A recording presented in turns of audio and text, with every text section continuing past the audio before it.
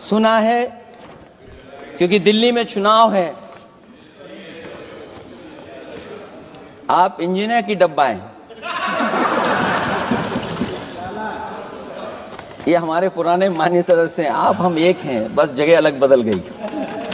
जिस विभाग के मंत्री हैं वो हमारा ही काम है, आप लोग अच्छा नहीं कर रहे हैं।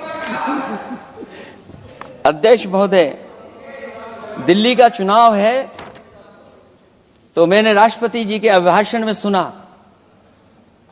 कि यहां पर मेट्रो की जो दूरी है वो दुगनी कर दी गई है, पटरी दुगनी कर दी गई है, एक्सपेंशन हो गया है इतना।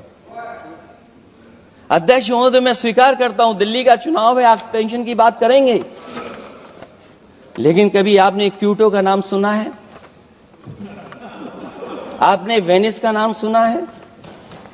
मैं अध्यक्ष महोदय आपके माध्यम से, जिसको क्यूटो बनाने के लिए सपना देखा गया था, 10 साल पूरे हो गए हैं, अभी तक वहां पर मेट्रो की शुरुआत नहीं कर पाए हैं। और अध्यक्ष महोदय, मैं ये बात इसलिए कह रहा हूं, अध्यक्ष महोदय मैं इसलिए बात कह रहा हूं कि जिस समय समाजवादी सरकार थी, जितनी भी मेट्रो आज यूपी में चल रही हैं, सब की सब समाजवादियों की देन है, एक भी आपकी देन नहीं है। और इस समय पर मैं याद करना चाहता हूं, उस समय देश के प्रधानमंत्री मनमोहन सिंह जी को जब मैं पहली बार मुख्यमंत्री बनकर के उनसे मिलने गया था, मैं बहुत सारे उनके काम उत्तर प्रदेश के लेकर के गया था।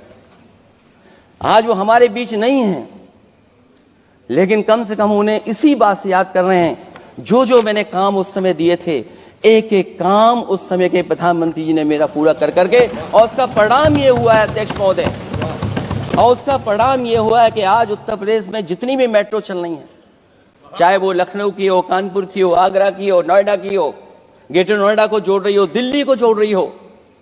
और अध्यक्ष महोदय, जिस समय उद्घाटन हुआ था दिल्ली से नोएडा को जोड़ने वाली मेट्रो का, उस समय देश के प्रधानमंत्री एक विदेश के बहुत बड़े उनके साथ बैठ करके गए थे उद्घाटन करने।